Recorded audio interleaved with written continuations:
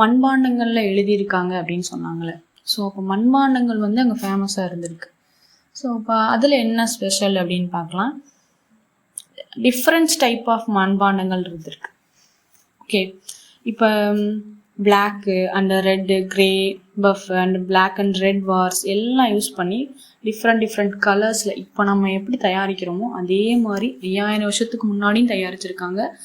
So நம்ம வந்து wheel method, இப்போ கிராமங்களில் இந்த சைட்லாம் வந்து எப்படி இருக்கும்னா சக்கரம் வச்சு அதில் மண் வச்சு சுற்றுவாங்க. ஸோ அதே மாதிரியே அந்த வீல் டனர்டு அந்த மெத்தடை தான் அந்த காலத்துலேயும் யூஸ் பண்ணியிருக்காங்க. ஸோ ஜாமெட்ரிக் பேட்டர்ன்ஸோட, ஸோ ஒரே ஷேப் அப்படின்னா அப்படி கிடையாது. குட்டி குட்டி பாக்ஸில் வந்து ஜார் வரைக்கும் எல்லாமே யூஸ் பண்ணியிருக்காங்க. ஸோ நெக்ஸ்ட்டு நேச்சுரலிஸ்டிக் மாடிஃபைஸ், அதாவது இயற்கையான வர்ணப்பூச்சுன்னு சொல்லுவாங்க. இலைகள்லேருந்து அப்புறம் பழங்கள்லேருந்து காய்கறிலேருந்து கிடைக்கிற அந்த எக்ஸ்ட்ராக்டை எடுத்து அது மூலியமாக கலர்ஸ் வந்து க்ரியேட் பண்ணியிருக்காங்க. ஸோ அடுத்து வந்து என்னென்ன வரைஞ்சிருக்காங்க அப்படின்னா புல்ஸ், காளமாடு, டியர்ஸ், இந்த மாதிரி வந்து டீர்ஸ் இந்த மாதிரி நிறைய அண்ட் பேர்ட்ஸ், இதோட பெயிண்டிங் எல்லாமே அந்த மண்பாண்டங்களில் க்ரியேட் பண்ணியிருக்காங்க. டெரக்கோட்டோ கிரியேட்டர்ஸாகவும் இருந்திருக்காங்க. ஸோ இதை அவங்க மட்டும் யூஸ் பண்ணலை, இங்கேருந்து இம்போர்ட் பண்ணவும் செஞ்சுருக்காங்க. எங்கே அப்படின்னா மெசபடோமியா அதுவும். ஓகே, இப்போ புரிஞ்சுச்சா? ஸோ மண்பாண்டம் எப்படி தயாரிச்சிருக்காங்க, அதில் என்னென்ன சிம்பிள்ஸ் இருக்குது, அதில் என்ன மெத்தடில் யூஸ் பண்ணியிருக்காங்க, அடுத்து அதோட அனிமல்ஸில் என்னென்ன இருந்துச்சு, ஸோ எதுக்கு இம்போர்ட் பண்ணியிருக்காங்க, இது எல்லாமே பார்த்தாச்சு. வணிகம், ஆர்கிடெக்சர், இதெல்லாம் நம்ம பற்றி அடிக்கடி நான் சொன்னேன். ஸோ இதெல்லாம் நடந்திருக்கு அப்படின்னா கண்டிப்பாக அங்கே வந்து ஒரு அளவீட்டு முறைன்னு சொல்லி ஒன்று இருக்கும். ஓகே, ஸோ இப்போ அந்த அளவீட்டு முறைனா என்ன அப்படிங்கிறத அவங்க என்ன சிஸ்டம் யூஸ் பண்ணாங்க, என்ன ஆர்கிடெக்சர், இதெல்லாம் நம்ம பற்றி அடிக்கடி நான் சொன்னேன். ஸோ இதெல்லாம் நடந்திருக்கு அப்படின்னா கண்டிப்பாக அங்கே வந்து ஒரு அளவீட்டு முறைன்னு சொல்லி ஒன்று இருக்கும். ஓகே, ஸோ இப்போ அந்த அளவீட்டு முறைனா என்ன அப்படிங்கிறத அவங்க என்ன சிஸ்டம் யூஸ் பண்ணாங்க, என்ன மேத்தமேட்டிக் சிஸ்டம் யூஸ் பண்ணாங்க, என்ன மெஷர்மெண்ட் மெத்தட் யூஸ் பண்ணாங்க அப்படின்னு சொல்லி நம்ம பார்க்கலாம். ஓகே, இவங்க வந்து ஒரு பெஸ்ட்டான ஒரு அளவீட்டு முறையை யூஸ் பண்ணியிருக்காங்க. அதோட பேஸ் என்ன அப்படின்னா எடைக்கற்கள். ஓகே, ரொம்ப சின்ன அளவில் இருக்க எடைக்கற்கள் வந்து இரும முறையில் கால்குலேட் பண்ணியிருக்காங்க. அதாவது பைனரி ப்ராக்ரஸிங் அப்படின்னு சொல்லுவாங்க. 1:2:8, 4:8 அந்த மாதிரி. ஓகே, ரொம்ப பெரிய அளவில் இருக்க இடைக்கற்கள் வந்து தசம முறையில், அதாவது டெசிமல் சிஸ்டம் யூஸ் பண்ணியிருக்காங்க. இவங்க கண்டுபிடிச்சதுலேயே ரொம்ப ஹையஸ்டான டெசிமல் வேல்யூ எது அப்படின்னா 12,800 அது வரைக்கும் கண்டுபிடிச்சிருக்காங்க. ஓகே, அடுத்து இப்போ நம்ம வந்து மார்க்கெட் அந்த மாதிரி பார்த்தோம்னா அங்கே வந்து இரும்பால் செய்யப்பட்ட ரொம்ப வெயிட்டான எடைக்கல்லாம் பார்ப்போம். இப்போ வந்து மிஷின்ஸ் வந்துருச்சு. ஓகே, ஸோ அவங்க இதை எதில் செஞ்சுருக்காங்க அப்படின்னா செர்ட், அப்புறம் வந்து சுண்ணாம்பு கல்லால் ரொம்ப அடர்த்தியாக இந்த கல்லை செஞ்சுருக்காங்க. இது என்ன ஷேப்பில் இருந்துச்சு அப்படின்னா கனசதுர வடிவில் இருந்திருக்கு, கியூபிக்கல் ஷேப்பில் இருந்திருக்கு. ஓகே, இவங்களோட அடிப்படையான எடை என்ன அப்படின்னா சுமார் 13.63 கிராம். ஓகே, இவங்க நீளத்தை அளக்கிறதுக்கும் இந்த தசம முறையை தான் பயன்படுத்தியிருக்காங்க. ஸோ லோத்தலில் ஒரு தந்தத்தால் செய்யப்பட்ட ஒரு ஸ்கேல், ஒரு அளவுகோல் வந்து கண்டுபிடிச்சிருக்காங்க. ஓகே, இந்த அளவுகோலில் ரொம்ப நுண்ணியமான அளவுலாம் வந்து பர்ஃபெக்டாக வந்து செதுக்கியிருக்காங்க. ஸோ இப்போ நம்ம ஃபஸ்ட்டு ஹையஸ்டான வேல்யூ பார்த்துட்டோம். இவங்க அளந்த அந்த ஸ்மாலஸ்டான வேல்யூ என்ன அப்படின்னா 1.704 மில்லிமீட்டர் தான் இவங்க அளந்த ரொம்ப ஸ்மாலஸ்டான ஒரு வேல்யூ. ஓகே, அடுத்து ஹரப்பால வந்து இப்போ ஆர்கிடெக்சர்னு சொன்னோம். ஸோ அளக்கிறதுக்கு அகலம் அப்புறம் ஆழம் இதெல்லாம் அளக்கிறதுக்கு செப்பு கம்பிகள் வந்து யூஸ் பண்ணியிருக்காங்க. ஓகே, இதில் வந்து அவங்க 1 முழம், அதாவது கியூபிட் அப்படின்னா சுமார் 52.83 சென்டிமீட்டர் அளவுக்கு கால்குலேட் பண்ணியிருக்காங்க. ஓகே, அடுத்து மொஹஞ்சதரோவில் மட்டும் ஸ்பெசிஃபிக்காக செப்பு தராசு, அப்புறம் வந்து கடற்கரையோரத்தில் இருக்கும் அந்த சிற்பின்னு சொல்லுவாங்க, அதை வச்சு தராசு இதெல்லாம் வந்து க்ரியேட் பண்ணி யூஸ் பண்ணியிருக்காங்க. இது எல்லாமே ஒரு பெஸ்ட்டான ஒரு அளவீட்டு கருவியாக இருந்திருக்கு. ஸோ இப்போ இதெல்லாம் பார்த்துட்டோம். பட் வணிகம் நடக்குது அப்படின்னா அந்த பொருட்கள் எப்படி அடையாளம் கண்டுபிடிப்பாங்க? இது இவங்க தான் பண்ணது. ஏன்னா கைவினை பொருட்களும் நிறையா கிரியேட் பண்ணியிருக்காங்க. இப்போ வந்து ஒரு வயலில் விளைஞ்சதை வேற ஒரு நாட்டுக்கு இம்போர்ட் பண்ணுவாங்க. அந்த மாதிரி டிஃப்ரெண்ட்டாக நிறையா பேர் வணிகம் பண்ணியிருக்காங்க. ஸோ அவங்கெல்லாம் எப்படி செப்பரேட் பண்ணியிருப்பாங்க அப்படின்னா சீல்ஸ், அதாவது முத்திரைகள் அப்படின்ற விஷயத்த வந்து யூஸ் பண்ணியிருக்காங்க. ஸோ இப்போ வந்து நம்ம அதை பார்க்கலாம். இந்த சீல்ஸை வந்து கிரியேட் பண்ணியிருக்காங்க. ஸோ என்னென்ன மெட்டீரியல்ஸ்னு பார்க்கலாம். ஓகே, ஸ்டீடைட், அப்புறம் வந்து தாமிரம், டெரக்கோட்டோ, அப்புறம் வந்து தந்தம், இந்த மாதிரி நிறைய பொருட்களை வச்சு இதை செஞ்சுருக்காங்க. ஓகே, இது வந்து செப்பரேட்டாக அதிகமாக எங்கே கிடச்சிருக்கு அப்படின்னா ஹரப்பா அப்படின்ற இடத்துல தான் கிடச்சிருக்கு. ஸோ இதை வச்சு அவங்க என்ன சொல்கிறாங்கன்னா அந்த இடத்துல அதிக அளவுக்கு வணிகம் நடந்திருக்கலாம், இல்லை முக்கியமான ஒரு பிளேஸாகவும் இருந்திருக்கலாம் அப்படின்னு நம்ம ஐடென்டிஃபை பண்ணலாம். ஓகே, ஸோ பெரும்பாலான முத்திரைகளில் வந்து என்ன இருந்துச்சு அப்படின்னா எழுத்துக்கள், சின்ன சின்ன எழுத்துக்கள் வந்து பொறிச்சிருக்காங்க. அடுத்து இதில் யானை, புலி, அப்புறம் வந்து முதலை, முயல், காளை மாடு, காண்டாமிருகம், அப்புறம் வந்து நம்ம இந்த கார்ட்டூனில் அந்த ஹிஸ்டோரிக்கலான ஒரு ஸ்டோரிஸ்லாம் பார்க்கும்போது படிச்சிருப்போம். ஒற்றை கொம்புள்ள விலங்கு, குதிரை அப்படிலாம் படிச்சிருப்போம். அந்த விலங்குகளோட ஃபேஸ் இது எல்லாமே அதில் ட்ராயிங்காக க்ரியேட் பண்ணியிருக்காங்க. ஓகே, ஸோ அடுத்து நான் ஃபஸ்ட்டு சொன்ன மாதிரி தான் ஒரு பொருளை வாங்குறதுக்கும் அதை விற்கிறதுக்கும் ஒரு வணிக ரீதியாக வந்து இதை யூஸ் பண்ணியிருக்காங்க. இப்போ இந்த பொருள் வந்து நான் செஞ்சது அப்படின்னா இது எனக்குன்னு தனியாக ஒரு சிம்பிள்ஸ் அவங்களே க்ரியேட் பண்ணியிருக்காங்க. ஸோ அதை பார்க்கும்போது இந்த இடத்துலேருந்து வந்தது, இது இவங்க தயாரிச்சது அப்படின்ற ஐடென்டிஃபிகேஷனுக்காண்டி யூஸ் பண்ணியிருக்காங்க. ஓகே, இது ஜஸ்ட் ஐடென்டிஃபை. அடுத்து இது ஒரே ஷேப்பில் இருந்துச்சானா கிடையாது. இது வந்து டிஃப்ரெண்ட்டான ஷேப்ஸில் சின்ன சின்னதாக பெருசாக அந்த மாதிரிலாம் பல ஷேப்ஸில் இருந்திருக்கு. ஸோ இதுதான் அந்த முத்திரைகள். இது வந்து ஜஸ்ட்டு வெறும் வரலாறு மட்டும் கிடையாது, இது ரொம்ப இம்பார்ட்டண்டான ஒரு கல்ச்சரையும் ஒரு கல்ச்சுரல் ரீதியாகவும் நம்மளுக்கு வந்து ரெப்ரசன்ட் பண்ணுது. ஓகே, இப்போது சிவிலைசேஷனில் இருக்கிற முக்கியமான ஆர்கிடெக்சர், அப்புறம் மேத்தமேட்டிக்ஸ், அந்த சீல்ஸ் இதெல்லாம் நம்ம பார்த்து முடிச்சிட்டோம். ஓகே, ஸோ ஏன் வந்து இதனால மட்டும்தான் வந்து இதை ரொம்ப ப்ரௌடாக சொல்கிறாங்களா, ஒரு பெரிய விஷயமா இண்டஸ் வேலி சிவிலைசேஷன் சொல்கிறாங்கன்னா, ஃபஸ்ட்டு ஒரு பீப்புள் வந்து நல்லா ஹெல்த்தியாக ஒரு இன்க்ரீஸ் ஆகணும், ஒரு க்ரோத் ஆகணும் அப்படின்னா கண்டிப்பாக ஒரு எக்கனாமிக் வந்து ஹை லெவலில் இருக்கணும். இல்லை வந்து தன்னிறைவு அடைஞ்சிருக்குன்னு சொல்லுவாங்க. அந்த மாதிரி வந்து ஒரு உணவாக இருக்கட்டும், உறைவிடமாக இருக்கட்டும், இந்த மாதிரி நிறைய விஷயங்கள் இருக்குது. ஸோ இந்த இண்டஸ் வேலி சிவிலைசேஷனில் அவங்களோட எக்கனாமிக் அண்ட் க்ரோத்தை பற்றி தான் இப்போ பார்க்கலாம். ஓகே, அது ரொம்ப முக்கியமானது. ஒரு நாடு வளர்ச்சி அடையுது, ஒரு சிவிலைசேஷனை பற்றி நம்ம இவ்வளோ வருஷத்துக்கு அப்புறமும் இவ்வளோ மற்ற இடங்களில் சிவிலைசேஷன் இருந்துமே இதை நம்ம ஏன் பெருசாக சொல்கிறோன்னா அதோட எக்கனாமிக்கல் அப்போவே வந்து ரொம்ப அட்வான்ஸாக இருந்திருக்கு. ஓகே, ஸோ என்ன அப்படின்னா ஃபஸ்ட்டு அவங்களோட முக்கியமான எக்கனாமிக்கல் க்ரோத்தே வந்து ஒரு ஒர்க்கு அப்படின்னா அது வந்து அக்ரிகல்ச்சர் தான். ஃபஸ்ட்டு விவசாயம், அடுத்து என்ன பண்ணியிருக்காங்கன்னா வேட்டையாடி இருக்காங்க. ஸோ நான் சொன்ன மாதிரி தான் சால்கோலித்திக் பீரியட் அந்த மாதிரிலாம் அடுத்து சொல்லுவாங்க.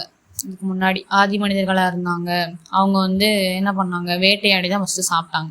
ஸோ அந்த பழக்கத்தை வந்து இங்கே கொஞ்சம் இம்ப்ரூவ் ஆகி வந்திருக்காங்க. நம்ம பார்த்தோமா மெச்சூர்டு ஹரப்பா, இயர்லி ஹரப்பன் சொல்லி நான் சொல்லியிருப்பேன். ஸோ அதில் ஃபஸ்ட்டு ஹரப்பன் சிவிலைசேஷனில் மோஸ்ட்லி வந்து ஆதி மனிதர்கள்ல இருந்து கொஞ்சம் இம்ப்ரூவ்மெண்ட் ஆகி ஒரு நாகரிகத்தில் வாழக்கூடிய ஒரு மனிதர்கள். ஓகே, ஸோ அவங்க வந்து அடுத்த அக்ரிகல்ச்சர்ன்ற விஷயத்த யூஸ் பண்ணியிருக்காங்க. ஃபஸ்ட்டு அக்ரிகல்ச்சர் பண்ணணும் அப்படின்னா அங்கே வந்து தண்ணி ரொம்ப இம்பார்ட்டண்டான ஒரு விஷயம். ஓகே, வாட்டர் சிஸ்டம் பர்ஃபெக்டாக இருக்கணும். நான் ஸ்டார்டிங் சொன்ன மாதிரி தான் ஒரு நாகரிகம் அப்படின்னா அது வந்து ரிவரை பேஸ் பண்ணி தான் இருக்கும் அப்படின்னு. ஸோ அப்போ இது வந்து 2 ரிவரை பேஸ் பண்ணி இருந்திருக்கு அப்படின்னு சொல்லி நம்ம படித்தோம். ஓகே, ஸோ அப்படின்றப்ப வாட்டர் ப்ராப்ளம் அங்கே கிடையாது. ஸோ அதுவும் ஒரு காரணம் அக்ரிகல்ச்சர் க்ரோத்துக்கு. அடுத்து நோட் பண்ணிக்கோங்க, ரொம்ப இம்பார்ட்டன்ட் வந்து ஒரு மண் வந்து நல்ல வளமிக்க மண்ணாக இருக்கணும். பாலைவனத்தில் போய் நம்ம வந்து தண்ணி இருந்தாலும் என்ன பண்ண முடியாது, க்ரோத் பண்ண முடியாது. ஓகே, ஸோ அதனால் இங்கே தண்ணி வளம், அடுத்து வந்து மண்.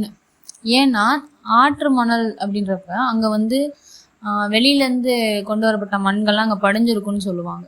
ஸோ அப்போ நார்த் இந்தியா சைடு மோஸ்ட்லி வந்து அதிகமாக வண்டல் மண் அதிகமாக காணப்படும். அது ஒரு முக்கியமான ஒரு ரீசன். ஓகே, இது வளர்ச்சி அடைஞ்சதுக்கு முக்கியமான ரீசன் வந்து தண்ணி, இண்டஸ் ரிவர், அடுத்து வந்து வண்டல் மண் சாலிட், அதுவும் ஒரு முக்கியமான காரணம். இதனாலையும் இந்த எக்கனாமிக் வந்து நல்ல ஹை லெவலில் க்ரோத்தாக இருந்துச்சு. செகண்ட் வந்து வேட்டையாடுதல். நான் ஃபஸ்ட்டு சொன்ன மாதிரி தான் அவங்க வந்து ஆதி மனிதர்கள்லேருந்து வந்தவங்க. ஸோ எடுத்தோடனே எல்லோரும் வெஜிடேரியனாலாம் இல்லை, அதுக்கப்புறம் கொஞ்சம் கொஞ்சமாக வந்து டெவலப் பண்ணி நாகரிகம் இன்க்ரீஸ் ஆனோன்னா தனக்கு தேவையான விஷயத்த அவங்க பண்ண ஆரம்பிச்சிட்டாங்க. ஸோ அடுத்து வந்து வேட்டையாடுதல். ஓகே, இதை விட முக்கியமான விஷயம் ஏன் இதை வந்து ப்ரௌடாக சொல்கிறாங்கன்னா, தனக்கு தேவையான உணவையும் அவங்க வந்து சேமித்து வச்சு வெளியிலையும் வந்து இம்போர்ட் பண்ணியிருக்காங்க. ஸோ அப்போ எந்த அளவுக்கு வந்து விவசாயம் இப்போ இருக்கிற அளவுக்கு எவ்வளோ பீக்கில் இருந்திருக்குன்னு பாருங்கள். ஸோ வெளிநாடுகளுக்கு ஃபாரினர்ஸ்க்கும் இம்போர்ட் பண்ணுற அளவுக்கு அவங்க வந்து ஃபுட்டு வந்து அவ்வளோ க்ரியேட் பண்ணியிருந்திருக்காங்க. ஸோ அந்த அளவுக்கு ரொம்ப செழுமையான ஒரு நாகரிகம் அப்படின்னு கூட சொல்லலாம். அடுத்து தாவரங்கள், விலங்குகள், தாதுக்கள், பக்கத்தில் கடல் இருந்ததுனால கடல் பொருட்கள். ஓகே, மீன், ஃபிஷ்ஷு, ஸோ அந்த மாதிரி நிறைய விஷயங்கள் அதையும் வந்து சாப்பிட்ருக்காங்க வேட்டையாடி. ஓகே, அடுத்து வந்து என்ன அப்படின்னா விவசாயம். ஸோ ஒரு அக்ரிகல்ச்சரில் வந்து அவங்க என்ன ஃபஸ்ட்டு பயிரிட்டுருக்காங்க அப்படின்னா வீட் அண்ட் பார்லி, அப்புறம் வந்து சில பருப்பு வகைகள், தானிய வகைகள், கோதுமைகள், இதை தான் அதிகமாக ஃபஸ்ட்டு வந்து பயிரிட்டுருக்காங்க. ஒன்று வந்து கோதுமை, அப்புறம் வந்து பார்லி. ஓகேவா? ஸோ அடுத்து ரொம்ப முக்கியமான விஷயம் குதிரைகள், எருமைகள், ஆடுகள், செம்பரி ஆடுகள், அப்புறம் வந்து பன்றிகள், இதெல்லாமே வந்து வளர்த்துருக்காங்க. நம்ம எப்படி வீட்டில் பெட்டு வச்சுருக்கோம் அந்த மாதிரி அவங்க இவ்வளோ பெரிய மிருகத்தையும் வீட்லேயும் வச்சு வளர்த்துருக்காங்க. ஓகே, அடுத்து பருப்பு வகைகள், பட்டாணி, பயிர் வகைகள், இதெல்லாமே வந்து பயிரிட்டுருக்காங்க. சிறு தொழில்களும் பயிரிட்டுருக்காங்க. பெரிய பெரிய அளவில் இருக்கிற கோதுமை அந்த மாதிரி இருக்கிற பயிர்களையும் இவங்க வந்து க்ரியேட் பண்ணி யூஸ் பண்ணியிருக்காங்க. அடுத்து இந்த எக்கனாமிக் க்ரோத்துக்கு ரொம்ப இம்பார்ட்டண்டான ஒரு இன்க்ரீஸை கொடுத்தது அக்ரிகல்ச்சருக்குள்ளே இருக்கிற ஒரு இம்பார்ட்டண்டான டாபிக். ஓகே, அப்படின்னு கூட சொல்லலாம். என்ன அப்படின்னா பருத்தின்னு சொல்லலாம். ஸோ மொஹஞ்சதாரோவில் இருக்கிற பெரிய குளத்துல இருந்து இந்த பருத்தியோட அந்த எப்படி சொல்கிற அடையாளம்னு சொல்லுவாங்கள்ல, அந்த அடையாளத்தை வந்து கண்டுபிடிச்சிருக்காங்க. பருத்தி யூஸ் பண்ணதற்கான விதைகள், எவிடன்ஸ் வந்து அந்த பெரிய குளங்கள் சைடு கிடச்சிருக்கு அப்படின்னு சொல்கிறாங்க. ஓகே, இந்தியாவில் தான் வந்து உயர்தர பருத்தின்னு சொல்லுவாங்க. இந்தியாவிலேருந்து கிடைக்கிற அந்த பருத்தி வந்து ரொம்ப வந்து வேல்யூவான ஒரு மதிப்பு மிக்கது அப்படின்னு சொல்லுவாங்க. அது அந்த காலத்துலேயே அவங்க க்ரியேட் பண்ணி இம்போர்ட் பண்ணியிருக்காங்க. ஸோ உலகத்துக்கே பருத்தியை வந்து ஃபஸ்ட்டு இன்ட்ரடியூஸ் பண்ணது இந்த சிவிலைசேஷன் தான். ஸோ இந்தியாவும் நம்ம சொல்லிக்கலாம். ஓகேவா? அடுத்து வரையறுக்கப்பட்ட உலோகங்கள். இப்போ நம்ம சொல்லலாம் ஒன்லி வந்து இப்போ நம்ம என்ன யூஸ் பண்ணுறோம், ஹை லெவலில் தங்கம் தான் வந்து இப்போ அதிகமாக இருக்குது. அப்போல்லாம் வந்து என்ன இருந்ததுன்னா காப்பர், ப்ரோன்ஸ், டின், லெட்டு, சில்வர், ஸோ இந்த மாதிரி இதெல்லாம் வந்து லிமிட்டடாக வந்து யூஸ் பண்ணியிருக்காங்க. அடுத்து தங்கம், வெள்ளி இதெல்லாமே வந்து சென்ட்ரல் ஏஷியாவிலேருந்து வாங்கியிருக்காங்க. ஈரான், ஆப்கானிஸ்தான் அந்த மாதிரி சில இடங்கள்ல இருந்தும் இங்கே எக்ஸ்போர்ட் பண்ணியிருக்காங்க. ஓகே, ஸோ அடுத்து வந்து டிஃப்ரெண்டான ஜுவல்ஸு, டைமண்ட்ஸு, நம்ம சில ரத்தின கல்கள்னு சொல்லுவோம், அந்த மாதிரி சில விஷயங்களும் இவங்க வந்து வாங்கியிருக்காங்க. இங்கேருந்து வந்து இம்போர்ட் பண்ணியிருக்காங்க, அதை யூஸ் பண்ணியிருக்காங்க. ஓகே, ஸோ அடுத்து வந்து ட்ரேடு. ஸோ இண்டஸ் வேலி சிவிலைசேஷனில் வந்து மக்கள் வந்து இப்போ எங்கள் ஏரியாவில் விளையிறத நான் பக்கத்து ஏரியாவுக்கு கொடுக்குறேன் அப்படின்னு சொல்லுவேன், பக்கத்து டிஸ்ட்ரிக்க்கு கொடுக்குறேன். அந்த மாதிரி உள்நாட்டிலையும் வணிகம் பண்ணியிருக்காங்க, அதே மாதிரி வெளிநாட்டிலையும் வர்த்தகம் பண்ணியிருக்காங்க. ஓகே, ஸோ என்னென்ன நாடு, மெசபடோமியா அண்ட் ஓமன், பக்ரைன், அப்புறம் வந்து சென்ட்ரல் ஏஷியா, இதெல்லாம் இருந்திருக்கு. ஓகே, அடுத்து வந்து அக்ரிகல்ச்சர், அதுக்கப்புறம் வந்து ஃபார்மிங் பார்க்கலாம். டொமஸ்டிகேட்டட் அனிமல்ஸ், அதாவது வளர்ப்பு விலங்கு. நம்ம இப்போ வீட்டில் வளர்க்குற மாதிரி ஆடு, மாடு, கோழி அந்த மாதிரி நிறையா யூஸ் பண்ணியிருக்காங்க. பன்றி கூட வளர்த்துருக்காங்க. இது எல்லாமே விவசாயத்துக்காகவும் போக்குவரத்து, இப்போ ரொம்ப வெயிட்டான விஷயத்த முக்கியமாக இழுக்கிறதுக்காண்டி மாடு, மாட்டு வண்டி, குதிரை வண்டி அதெல்லாம் யூஸ் பண்ணியிருக்காங்க. அது ஒரு எக்ஸாம்பிள். அடுத்து ஹரப்பால அந்த சிட்டியில் இருக்கிற கால்நடைகள், அதை வந்து ஜெபு அப்படின்னு சொல்லி சொல்லுவாங்க. இது இம்பார்ட்டண்டான விஷயம், கொஷின்ஸில் கேட்டிருக்காங்க. ஜெபு அப்படின்னா ஹரப்பால இருக்கிற அந்த முக்கியமான மாடு வகைகளை வந்து சொல்லுவாங்க. இதை எதுக்கு அப்படி சொல்கிறாங்கன்னா, நிலத்தை வந்து உழுகிறதுக்காகவும், இப்போ ஒரு வண்டி ரொம்ப வெயிட்டான சில விஷயங்கள் இருக்குது, அதை ஒரு இடத்துல இன்னொரு இடத்துக்கு வந்து எடுத்துகிட்டு போகிறதுக்காண்டி இதை யூஸ் பண்ணுவாங்க. ஓகே, உழவு செய்தல், அப்புறம் வந்து பால், ஓகே, அதுக்காண்டியும் டைரி ப்ராடக்ட்டுக்காண்டியும் அப்புறம் வந்து மீட்டுக்காண்டியுமே இதை யூஸ் பண்ணியிருக்காங்க. ஸோ அடுத்து வந்து இதெல்லாமே அனிமல்ஸ் வந்து அதோட கேரக்டரை வச்சு அதை வந்து சீல்ஸாகவும் அதோட பிக்சரை க்ரியேட் பண்ணி யூஸ் பண்ணியிருக்காங்க. ஓகே, அடுத்து குதிரை. இது வந்து இந்த ஸ்கிரிப்டில் வந்து என்ன சொல்லியிருக்காங்கன்னா ஹனுபா அப்படின்னு சொல்லியிருக்காங்க. அந்த வகையான ஒரு குதிரையை வந்து ஒரு கல்வெட்டில் வந்து சொல்லியிருந்திருக்காங்க. இந்த இண்டஸ் ஸ்கிரிப்டில் வந்து சொல்லியிருக்காங்க. இது வந்து ஆனால் இங்கே உருவானதற்கான எந்த விதமான சான்றிதழும் கிடையாது. மோஸ்ட்லி வந்து இது வெளியிலேருந்து வந்திருக்கலாம், இல்லை ஏதாச்சும் ஒரு சடங்கு சம்பிரதாயத்துக்காக வாங்கியிருக்கலாம், இல்லை போக்குவரத்துக்கு வந்தவங்க வந்து இங்கே யூஸ் பண்ணியிருக்கலாம், அந்த மாதிரி சொல்கிறாங்க. ஹிஸ்டாரிக்கல் பேக்ரவுண்டில் நிறைய பெரிய பெரிய நகரங்கள், பெரிய பெரிய சிவிலைசேஷன்லாம் உருவாச்சு அப்படின்னு சொல்கிறோம். அப்போ அதெல்லாம் எங்கே போச்சு அப்படின்னா ரொம்ப வீழ்ச்சி அடைஞ்சிருச்சு, இல்லை மறைஞ்சு போச்சு, அதுக்கான ஆதாரங்கள் கிடைக்கல அப்படின்னு சொல்கிறாங்க. ஸோ பொதுவாக வந்து ஒரு சிவிலைசேஷன் ஏன் டவுன் ஆகுது, எதனால் வந்து வீழ்ச்சி அடையும் அப்படின்றதுக்கான சில முக்கியமான காரணங்கள். ஃபஸ்ட்டு, அது பேஸ் பண்ணியிருக்க ரிவர். இதோட ரிவர் வந்து சிந்து. ஸோ அது என்ன பண்ணிக்கலாம், காலப்போக்கில் வந்து தண்ணி வந்து சேஞ்சஸ் ஆகிருக்கலாம், இல்லை தண்ணி பற்றாக்குறை ஆகிருக்கலாம். அடுத்து அக்ரிகல்ச்சரை நம்பி தான் அதிக அளவுக்கு இருந்தாங்க. ஃபஸ்ட்டு அக்ரிகல்ச்சர், அடுத்து வணிகத்தை நம்பி தான் அந்த மக்கள் எல்லாருமே வாழ்ந்தாங்க. அப்போது அந்த விவசாயம் வந்து சரியாக அமையாமல் இருந்திருக்கலாம், இல்லை வந்து விவசாயத்துக்கு தேவையான தண்ணி கிடைக்காம இருந்திருக்கலாம். இதனால கூட வந்து மண்ணோட வளம் கம்மியாக இருக்கலாம். ஸோ இது வந்து ஃபஸ்ட்டு ஒரு பாயிண்ட்டாக இருக்குது. அடுத்து ரெண்டாவது, கிளைமேட் சேஞ்சஸ். இப்போ நம்மளுக்கு எப்படி சம்மர், வின்டர் அந்த மாதிரிலாம் வந்து நிறைய ப்ராப்ளம்ஸ் அந்த டைமில் வருது. ஸோ அந்த மாதிரி அங்கே வந்து அதிக அளவுக்கு சம்மர் இருந்திருக்கலாம், இல்லை அதிக மழைப்பொழிவு இருந்திருக்கலாம். ஸோ அதனால கூட உணவு உற்பத்தி வந்து ரொம்ப பாதிச்சிருக்கும். அதனால பஞ்சம், நோய், மக்கள் வந்து இந்த இடத்துலேருந்து இன்னொரு இடத்துக்கு வந்து போகிறதுக்கும் இது முக்கியமான ஒரு காரணமாக இருந்திருக்கு. மெசப்படோமியாவோட அதிக அளவுக்கு வந்து வணிகம் பண்ணாங்க.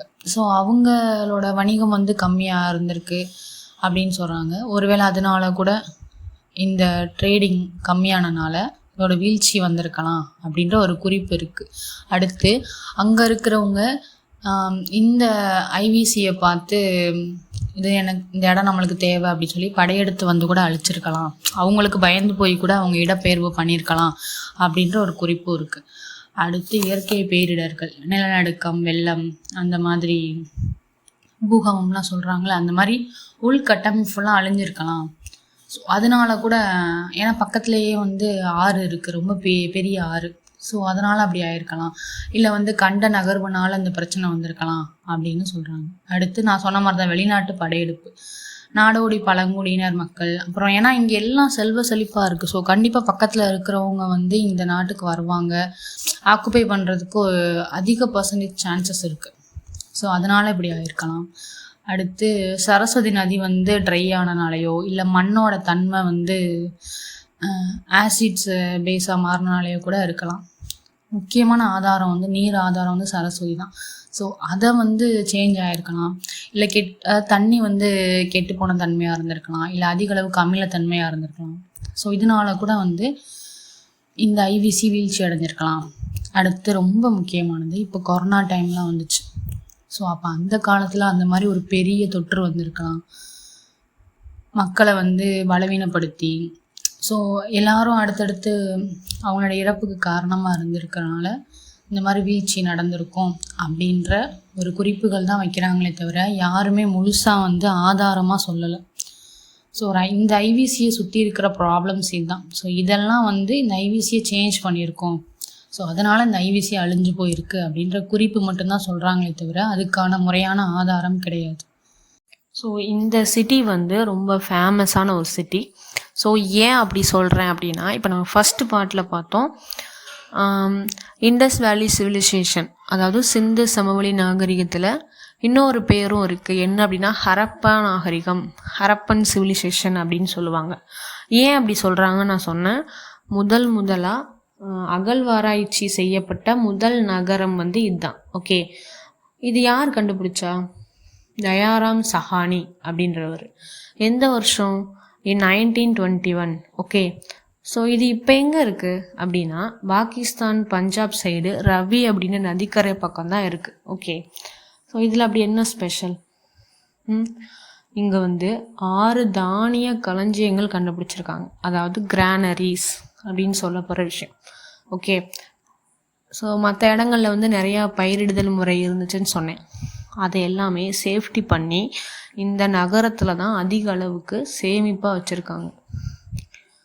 ஸோ இன்னொரு விஷயம் என்ன அப்படின்னா செம்மணர் கல்லால், அதாவது ரெட் ஸ்டாண்ட் ஸ்டோன், அதால் வந்து மனிதர்களோட உருவங்கள், அப்புறம் முத்திரைகள் இதெல்லாம் வந்து இங்கே கண்டுபிடிச்சிருக்காங்க. ஓகே, அடுத்து ரொம்ப முக்கியமான விஷயம் என்ன அப்படின்னா, ஒரு மறைக்கப்பட்ட ரகசியம் அப்படின்னு கூட சொல்லலாம். கல்லறைகள் இருந்திருக்கு இங்கே.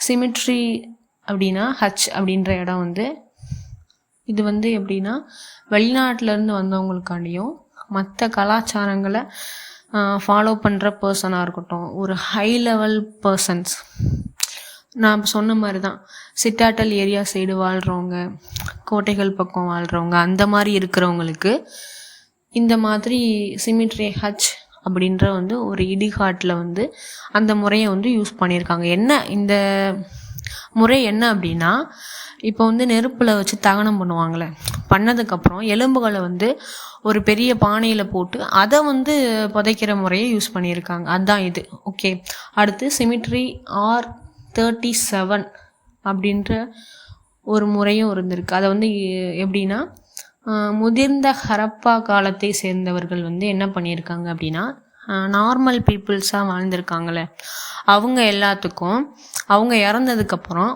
மரப்பெட்டியில் மரத்தால் செய்யப்பட்ட சவப்பெட்டிகளில் அடக்கம் பண்ணுற முறைன்னு ஒன்று இருக்குது. அதைத்தான் வந்து சிமிட்டரி R37 அப்படின்னு சொல்கிறாங்க. ஓகே, ஸோ அதை டிஃப்ரெண்ட் டைப்ஸ் தான் இது. ஓகே, இதை வந்து எக்ஸாமில் கேட்டு கீழே வந்து ஸ்டேட்மெண்ட் மாதிரி கூட கொடுக்கலாம். அதை நீங்கள் நல்லா நோட் பண்ணிக்கோங்க. Okay, so peak of urban plannings. Okay, பர்ஃபெக்டான வந்து ட்ரைனேஜ் சிஸ்டம், ஆர்கிடெக்சர், இது எல்லாமே இங்கே இருந்திருக்கு. ஓகே, ஸோ நெக்ஸ்ட் என்ன பார்க்கலாம் அப்படின்னா, அதுக்கு முன்னாடி இவங்க வந்து அதிக அளவுக்கு மெசப்படோமியாவில் அதிக அளவுக்கு கடல் வாணிகம் பண்ணியிருக்காங்க. ஸோ இந்த இடத்துல தான் அதிக அளவுக்கு சுமேரியாவில் கண்டுபிடிக்கப்பட்ட அந்த சீல்ஸு இதெல்லாமே வந்து ஹரப்பன் சிட்டிஸ்லேருந்து போன சீல்ஸ் தான் அங்கே அதிகமாக கிடச்சிருக்கு அப்படின்னு சொல்கிறாங்க. ஓகே, இந்த இண்டஸ் வேலி சிவிலைசேஷனை பற்றி நம்ம பர்ஃபெக்டாக பார்த்தாச்சு. ஸோ அதில் இருக்கிற சிட்டிஸ்லேயே ரொம்ப ஃபேமஸான அதிக புகழ்மிக்க ஒரு சிட்டி அப்படின்னா அது வந்து இதுதான், மனித நாகரிகத்தின் ஆதி தொட்டில் அப்படின்னு சொல்லுவாங்க. ஓகே, அது என்ன இடம் அப்படின்னா மொஹஞ்சதாரோ அப்படின்ற இடம் தான். ஓகே, இதை ஃபஸ்ட்டு யார் கண்டுபிடிச்சாங்க அப்படின்னா 1922 R.T. பானர்ஜி அப்படின்றவர் தான் மண்ணை தோண்டும் போது சில செங்கற்கள் அப்படிலாம் நிறையா கிடச்சிருக்கு. ஸோ இது வந்து இன்னொரு ஒரு ஸ்பெசிஃபிக்கான ஒரு விஷயம் என்ன அப்படின்னா, யுனெஸ்கோ அங்கீகரித்த பாரம்பரிய, அதுவும் உலக பாரம்பரிய சின்னமாக வந்து இதை க்ரியேட் பண்ணியிருக்காங்க. ஓகே, ஸோ அடுத்து இது எந்த இடத்துல இருக்குது அப்படின்னா, இப்போ இருக்கிற பாகிஸ்தான் பஞ்சாப் சைடு. ஓகே, சிந்து நதிக்கரையில் இந்த நகரம் வந்து இருக்குது. இது வந்து அந்த பக்கம் இருக்கிற ஆறு வந்து அதிக அளவுக்கு வந்து சுறுசுறுப்பாகவும் அதிக அளவுக்கு நீரோட்டத்துடன் இருந்திருக்கு அப்படின்னு சொல்லி கண்டுபிடிச்சிருக்காங்க. அதாவது அதிக அளவுக்கு தண்ணீர் வசதி இருந்த ஒரு இடம் அப்படின்னா அது வந்து மொஹஞ்சதாரோ தான். ஓகே, அடுத்து இங்கே வந்து என்னென்ன ஃபேமஸ் அப்படின்னா பெருங்குளம், நான் ஃபஸ்ட்டு சொன்ன மாதிரி தான் ஒரு பெரிய குளம், ஃபஸ்ட்டு பாட்டில் பார்த்துருப்போம். அடுத்து வந்து பெரிய தானிய களஞ்சியம். ஓகே, இதெல்லாம் இருக்குது. அப்போ அந்த காலத்திலே வந்து இவ்வளோ செல்வ செழிப்போடு இருந்திருக்காங்க ஸ்பெசிஃபிக்காக இந்த ஒரு நகரத்தில். ஓகே, அடுத்து வெண்கலத்தில் வந்து நடனம் ஆடுற ஒரு பெண் சிலை யூஸ் பண்ணியிருக்காங்க. அடுத்து வந்து அது வந்து டான்ஸிங் கேர்ள் அப்படின்னு சொல்லுவாங்க. ஸோ அது எல்லாமே வந்து இங்கேருந்து தான் கண்டுபிடிச்சிருக்காங்க. அப்போ அங்கே வந்து வெறும் அக்ரிகல்ச்சர் மட்டும் கிடையாது, அங்கே வந்து ஆர்ட் அண்ட் கல்ச்சர்ஸ், அப்புறம் வந்து டிசைனிங், அப்புறம் வந்து ஹேண்ட் கிராஃப்ட், கைவினை பொருட்கள் நிறைய எக்கச்சக்கமாக அங்கே வந்து க்ரியேட் ஆகிருக்கு. ஓகே, இங்கே தான் வந்து பருத்தியை இந்த நகரத்தில் தான் அதிக அளவுக்கு வந்து உற்பத்தி பண்ணியிருக்காங்க. ஓகே, இவங்க வந்து இருபடி பயிரிடுதல் முறை யூஸ் பண்ணியிருக்காங்க. ஓகே, என்ன அப்படின்னா அதுக்கு எக்ஸாம்பிள் என்ன அப்படின்னா, கோடை காலத்தில் வெயில் காலத்தில் வந்து திணை, பெரிச்சம்பளம், ஸோ இந்த மாதிரி வந்து பயிரிடுவாங்க. அடுத்து குளிர்காலத்தில் கோதுமை, பார்லி, ரவி அந்த மாதிரி வந்து பயிர்களை வந்து க்ரியேட் பண்ணுவாங்களாம். ஸோ இதுக்காண்டி தான் வந்து இவங்களை வந்து இரு பயிரிடுதல் முறை வந்து யூஸ் பண்ணியிருக்காங்க அப்படின்னு சொல்லுவாங்க. ஓகே, ஸோ அடுத்து இதுக்கு என்ன ஆதாரங்கள் அப்படின்னா 4000-5000 வருஷங்கள் வந்து பழமையான தீயில வந்து கருகிய கோதுமை தானியங்கள் வந்து கண்டெடுக்கப்பட்டு அதை மியூசியத்தில் வச்சு பாதுகாக்கிறாங்களாம். ஸோ இதுதான் வந்து இந்த இடத்தோட முக்கியமான டாக்குமெண்ட்ரி பாயிண்ட்ஸ். ஓகே, ஸோ அடுத்து எனக்கு என்ன டவுட் அப்படின்னா, மனுஷங்க வந்து பருத்தியை யூஸ் பண்ணியிருக்காங்க. ஆனால் நான் ஸ்பெசிஃபிக்காக எந்த மியூசியத்துலேயும் அந்தளவுக்கு பார்த்தது கிடையாது. ஸோ நீங்கள் யாராவது பார்த்துருந்தீங்க அப்படின்னா கண்டிப்பாக எனக்கு ரெக்கமெண்ட் பண்ணுங்கள். ஸோ நான் ஒரு டைம் பார்க்கலாம். ஓகே, அந்த மாதிரி அந்த காலத்தில் இப்போ நம்ம எல்லோரும் சொல்கிறாங்க இந்தியாவிலே வந்து பெஸ்ட்டு வந்து பருத்தி தான் வந்து வேர்ல்டுலே இந்தியாவோட தான் ஃபேமஸ் அப்படின்னு சொல்கிறாங்க. ஸோ இப்போ இருக்கதை நான் பார்த்துருக்கேன். ஓகே, நம்ம எல்லோரும் பார்க்குறோம். ஆனால் அந்த காலத்தில் வந்து ஏதாவது ஒரு மியூசியத்தில் இருக்குமா அப்படின்னு சொல்லி நான் பார்க்குறேன். பட் ஆனால் என்னால் பார்க்க முடியல. ஸோ அந்த மாதிரி ஏதாவது தமிழ்நாட்டில் ஏதாவது மியூசியம்ஸ் இருந்துச்சு அப்படின்னா சொல்லுங்கள். இல்லை இந்தியாவில் இருந்தாலும் பரவாயில்ல சொல்லுங்கள், நான் தெரிஞ்சுக்கிறேன். ஓகே, வளவலன் ரொம்ப அதிகமாக அதை பற்றி தான் முக்கியமான மைய கருத்தாக இருந்திருக்கு. ஓகேவா, நானே 4-5 தடவை ஆர்கிடெக்சர்னு சொல்லிக்கிட்டே இருந்தேன். ஓகேவா, ஸோ ஆனால் இப்போ பார்க்க போகிற இடத்துல கோட்டைகளோ ஒரு சிட்டாட்டல் ஏரியாவோ ஒரு நகரங்களோ இல்லாத ஒரு நகரம் தான் இந்த சங்குதாரோ அப்படின்ற ஒரு நகரம். ஓகே, ஸோ என்ன இண்டஸ் வேலி சிவிலைசேஷன் அப்படின்னாலே சுட்ட செங்கற்களால் கட்டப்பட்ட ஒரு நகரம் அப்படின்னு தான் சொல்லுவாங்க. ஆனால் இந்த சங்குதாரோ அப்படின்ற ஒரு பிளேஸ் மட்டும்தான் நார்மலாக காமன் பீப்புள்ஸ் அதிகமாக இருந்த ஒரு நகரம். ஓகேவா, ஸோ ஏன் அப்படின்னா இங்கே ஒரு கோட்டைகளோ மதில் சுவர்களோ பெரிய பெரிய மதில்களோ அரண்மனைகளோ அதற்கான எந்த சான்றிதழும் இங்கே கிடையாது. ஓகே, ஸோ இதை யார் கண்டுபிடிச்சா? என்ஜி மஜீம்தார் அப்படின்றவர். எந்த வருஷம்? இன் 1931. ஓகே, இது இப்போ எங்கே இருக்குது அப்படின்னா இப்போ இருக்கிற பாகிஸ்தானில் சிந்து மாகாணத்தில் சிந்து நதிக்கரையோரம் அந்த நகரம் இருக்குது. ஓகேவா, எனக்கே வந்து ஆச்சரியமாக இருந்துச்சு. ஸோ இந்த இடத்துல மட்டும் ஏன் கோட்டையே இல்லை அப்படின்னு. ஸோ ரெண்டாவது, இங்கே அதிக அளவுக்கு கைவினை தொழில்கள் இருந்திருக்கு. அதாவது ஒர்க்கர்ஸ் அதிகமாக இருந்திருக்காங்க. ஸோ அதனால கூட இருந்திருக்கலாம். எனக்கு நார்மல் பீப்புள்ஸ் காமனான பீப்புள்ஸ் வாழ்ந்திருக்காங்க. ஸோ அதனால கூட இல்லாமல் இருக்கலான்றது என்னோட மைண்ட் செட். ஓகே, ஸோ அடுத்து என்ன சிட்டின்னு பார்க்கலாம். இது வந்து அதை விட ரொம்ப இன்ட்ரெஸ்டிங்காக ஸ்பெசிஃபிக்காக இருக்குது. என்ன அப்படின்னா இந்தியாவிலேயே இப்போ நம்ம பார்த்தோம் எல்லா இடங்களும் வந்து நதிக்கரையோரமாக தான் வந்து ஆற்றங்கரையோரமாக தான் க்ரியேட் ஆச்சு அப்படின்னு சொல்லி நான் அடிக்கடி சொல்லியிருக்கேன். ஆனால் இந்தியாவில் பாலைவனம் பக்கம் மறைஞ்சிருந்த ஒரு ஏரியா அப்படின்னா அதுதான் தோலவீரா அப்படின்னு சொல்கிறாங்க. ஸோ எனக்கே இது ரொம்ப எக்ஸைட்மெண்ட்டாக இருக்குது. ஸோ ஏன் அப்படின்னா இதில் ஸ்பெசிஃபிக்காக 3 விஷயம் இருக்குது. ஒன்று வந்து இது மட்டும் பாலைவனம் பக்கம் இருந்த ஒரு ஏரியா. ஓகே, ஒரு டெசர்ட்டான ஒரு ஏரியா. ஓகே, அடுத்து இதை யார் கண்டுபிடிச்சா? ஜேபி ஜோஷி அப்புறம் வந்து ஆர்எஸ் பிரிட்ஜ் அப்படின்றவங்க கண்டுபிடிச்சிருக்காங்க. இன் 1967 1999.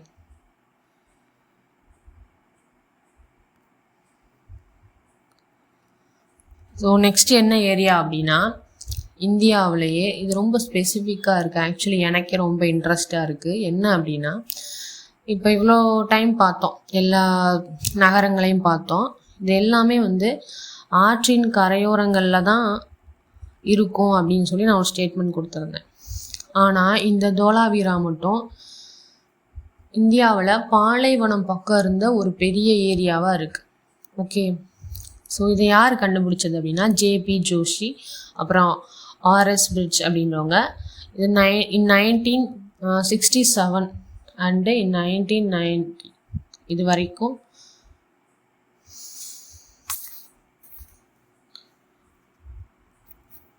ஸோ நெக்ஸ்ட் என்ன பார்க்க போகிறோம் அப்படின்னா இந்தியாவில் பாலைவனம் பக்கம் ஒரு மறைஞ்சிருந்த ஒரு ஏரியா அப்படின்னா அதான் தோலாவீரா அப்படின்வாங்க. ஸோ ஏன் அப்படி சொல்கிறாங்க அப்படின்னா மற்ற இண்டஸ் வேலி சிவிலைசேஷன் அந்த சிட்டிஸ் எல்லாமே ஆறு இருக்குது, ரிவர் இருக்குது அப்படின்னா அதோட கரையோரங்களில் தான் இருக்குன்னு சொல்லி நான் ஸ்டேட்மெண்ட் கொடுத்துருந்தேன். ஸோ அதே மாதிரி தான் இருந்துச்சு. ஆனால் இந்த தோலாவீரா மட்டும் தனித்துவமாக வந்து பாலைவன ஏரியாவாக இருக்குது. ஓகே, ஸோ இதை யார் கண்டுபிடிச்சா? ஜேபி ஜோஷி அப்புறம் வந்து ஆர்எஸ் பிரிட்ஜ் அப்படின்றவங்க. ஸோ நிறையா தடவை இதை வந்து அகழ்வாராய்ச்சி பண்ணியிருக்காங்க. ஸோ மொஹஞ்சதரோ வந்து யுனெஸ்கோ உலக பாரம்பரிய தலமாக இருந்துச்சு. அதே மாதிரி தோலாவீராவையும் யுனெஸ்கோ உலக பாரம்பரிய தலமாக அங்கீகரிக்கப்பட்டிருக்கு அப்படின்னு சொல்கிறாங்க. ஓகே, இது எங்கே இருக்குது? குஜராத்தில் ரான் ஆஃப் கட்ச் அப்படின்ற பகுதியில் இருக்குது. ஓகே, ஸோ ஃபஸ்ட்டு ஃபேமஸ் வந்து இது பாலைவனம் பக்கம் இருக்கிற ஒரு ஏரியா. அடுத்து என்ன ஃபேமஸ் அப்படின்னா, இப்போ நம்ம முன்னாடி பார்த்த மாதிரி சுட்ட செங்கற்களை வச்சு தான் இதெல்லாம் ஆர்கிடெக்சரும் கட்டியிருக்காங்க. ஓயாமல் நான் ஆர்கிடெக்சர்னு சொல்லிக்கிட்டே இருந்தேன். ஸோ அதெல்லாம் என்ன யூஸ் பண்ணியிருந்தாங்க அப்படின்னா சுட்ட செங்கற்கள். அதுதான் ஃபஸ்ட்டு இண்டஸ் வேலி சிவிலைசேஷனில் ஃபேமஸான ஒரு பீஸ் அப்படின்னா சுட்ட செங்கற்களால் கட்டப்பட்ட கட்டிடங்கள் தான் சொல்லுவாங்க. ஆனால் இந்த தோலாவீரா மக்கள் மட்டும் கல்லை வச்சு கட்டியிருக்காங்க. சாண்ட் ஸ்டோன், லைம் ஸ்டோன் இது எல்லாத்தையும் யூஸ் பண்ணி கட்டியிருக்காங்க. ஸோ இதான் 2வது ஃபேமஸான ஒரு விஷயம். அடுத்து இவங்களோட நீர் மேலாண்மை எப்படி இருந்திருக்கு அப்படின்னா, மோஸ்ட்லி வந்து ஆற்றங்கரையோரம் இல்லை அப்படின்றனால தண்ணி வசதி ரொம்ப கம்மி. அதனால அணைகள் அப்புறம் நீர் தேக்கங்களை வந்து அந்த காலத்திலே ஃபஸ்ட்டு இண்டஸ் வேலி சிவிலைசேஷன் ஏரியாஸில் க்ரியேட் பண்ண ஒரு நகரம் எது அப்படின்னா தோலாவீரா தான். ஓகே, ஸோ அணைகள், நீர்த்தேக்கங்கள், பிரிட்ஜ் எல்லாமே கட்டியிருக்காங்க பர்ஃபெக்டாக. ஓகே, அடுத்து இது வந்து 3rd ஒரு விஷயம். அடுத்து 4th என்ன ஸ்பெஷல் அப்படின்னா, இங்கே வந்து நம்ம முன்னாடி பார்த்தோம் சிட்டாட்டல் ஏரியா இருக்கும், அப்புறம் லோயர் டவுன் அதெல்லாம் பார்த்தோம். பட் இந்த ஏரியாவில் 3 நகரங்களுமே இருக்குது. சிட்டாட்டல் ஏரியா அதாவது பெரிய பெரிய மக்கள் வாழ்கிற இடம் அதுவும் இருக்குது.